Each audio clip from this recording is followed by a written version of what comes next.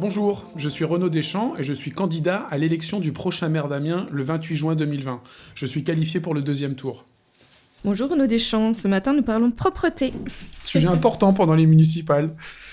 Alors, notre centre-ville est-il propre ? Vous commencez dur, Marion. J'aimerais qu'il soit plus propre. J'aimerais qu'il soit plus propre parce que le centre-ville, c'est le poumon de notre ville, c'est le cœur de notre ville, c'est le cœur commerçant, c'est le cœur touristique. Et vous le savez, je circule beaucoup à vélo dans la ville et aussi en centre-ville.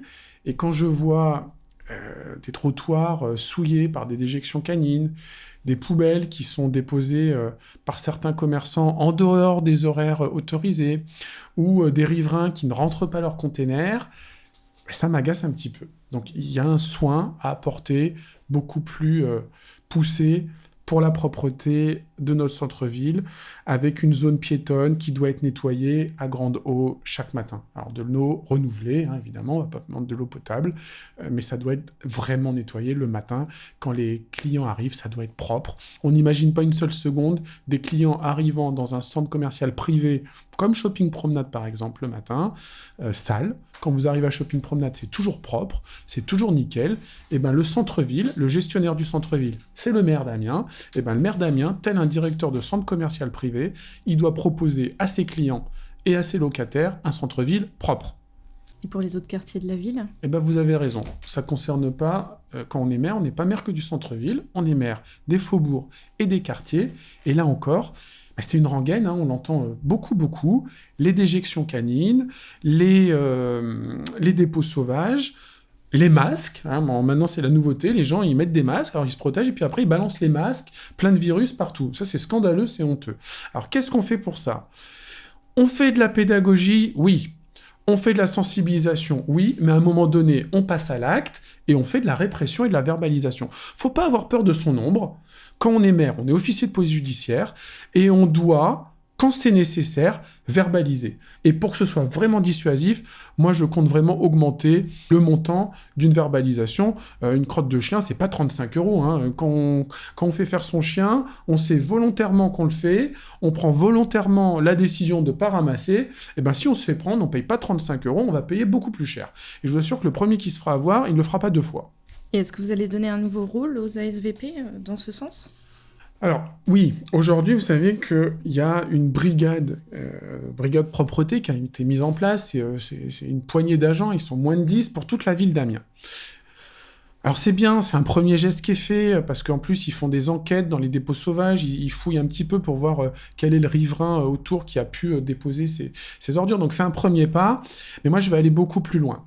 Dans la ville d'Amiens, nous avons des ASVP. ASVP, c'est écrit dans leur dos, ça veut dire agents de surveillance du domaine public, de la voie publique. Ces ASVP, c'est bien souvent des messieurs et des mesdames qui font traverser les enfants devant les écoles, au point école.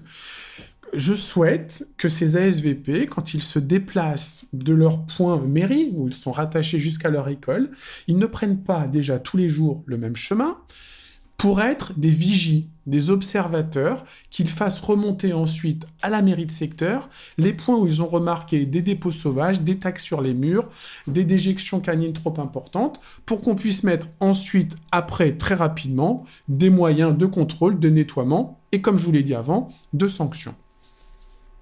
On voit régulièrement sur les trottoirs de notre ville des mégots. Oui, alors moi je suis pas moralisateur, je vais pas vous dire c'est pas bien de fumer, j'ai pas à juger, il y a des personnes qui fument, Amiens. Par contre, ce que je vais leur dire aux fumeurs, c'est que c'est pas bien de jeter son mégot.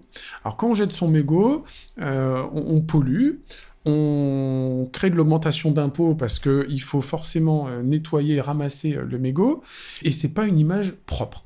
Donc, pour le mégot, c'est comme la déjection canine, on va verbaliser sur le fait plus souvent, mais dans la partie prévention, je pense que la mairie a aussi un peu péché, il va falloir qu'on rectifie le tir.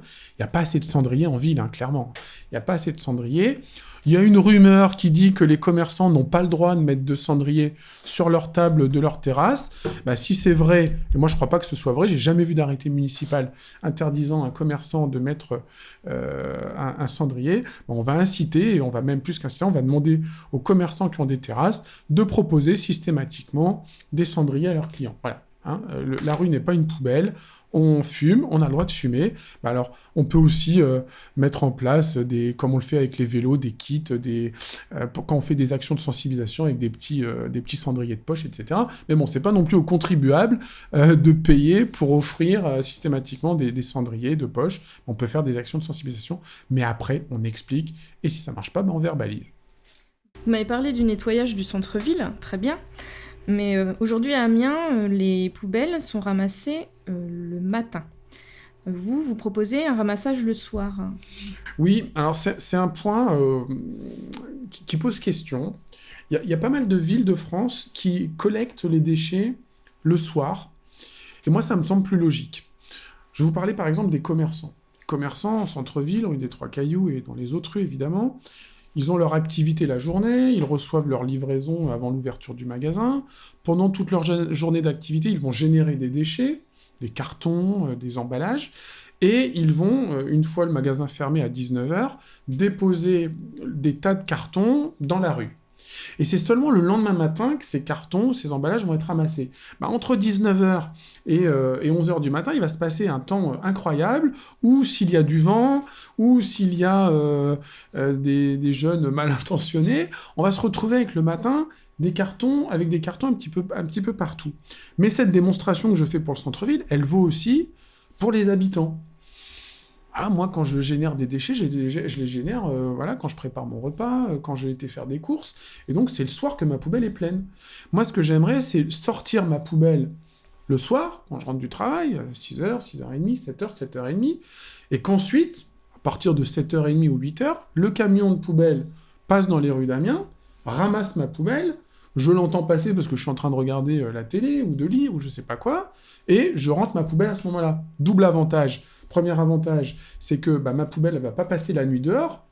Je vous rappelle qu'il y a pas mal d'incendies d'habitation qui sont dus à des inflammations de poubelles la nuit. Donc les containers, ils passent pas la nuit dehors, ils se font pas souiller par les chiens le matin, et en plus de ça, le matin, on va pouvoir dormir un peu plus tranquillement et puis entendre le bip-bip du camion des ordures ménagères qui fait son demi-tour, etc. Donc moi, j'y vois beaucoup de signaux positifs. Donc je vais étudier ça, si je deviens maire, rapidement, pour voir si c'est faisable de passer la collecte en soirée. Vous ne trouvez pas qu'il y a de plus en plus de dépôts sauvages dans notre ville ? Bah si, moi je regrette vraiment ces dépôts sauvages, on les voit fleurir dans Amiens, c'est embêtant, c'est vraiment un manque de civisme. En général, en plus, c'est des montagnes de déchets, donc vous n'allez pas me faire croire que c'est à emporter par des personnes à main nue, c'est emporté par des personnes qui ont des voitures et qui pourraient se déplacer jusqu'à nos déchetteries. Alors, déjà, il faut surveiller un peu plus, il faut que les voisins soient vigilants et nous informent très rapidement quand c'est le cas, et quand ils savent quelle est la personne concernée, qui nous appelle de manière discrète, anonyme, pour nous dire, voilà, on sait que telle personne dans la rue est habituée des dépôts sauvages, parce qu'il n'y a pas de raison qu'on ne mette pas fin à ça. Deuxièmement, alors les dépôts sauvages, c'est aussi parfois des personnes qui n'ont pas les moyens, chez elles, d'avoir un bac à ordures ménagères. Donc, il y a des tests qui ont été faits avec des points d'apport volontaires. La démarche est bonne, mais franchement, c'est moche. C'est très moche, ces grands bacs là qui fleurissent un peu dans la ville. Quand on n'a pas de chance, on se tape ça devant sa fenêtre. C'est pas beau. Donc il faut les enterrer, les bacs d'apport volontaire. Il va falloir les développer, les multiplier, les rendre plus esthétiques, les rendre plus beaux. Mais voilà, on est dans la problématique déchets. Il y a vraiment beaucoup à faire. Et il y a plein d'idées à aller chercher dans d'autres villes de France et d'Europe qui ont mis en place des initiatives très, très intelligentes. Merci Renaud Deschamps pour vos éclairages sur la propreté. Ces points sont accessibles sur le site renauddeschamps.fr. On vous retrouve demain sur une autre thématique. À demain Marion. À demain Renaud Deschamps.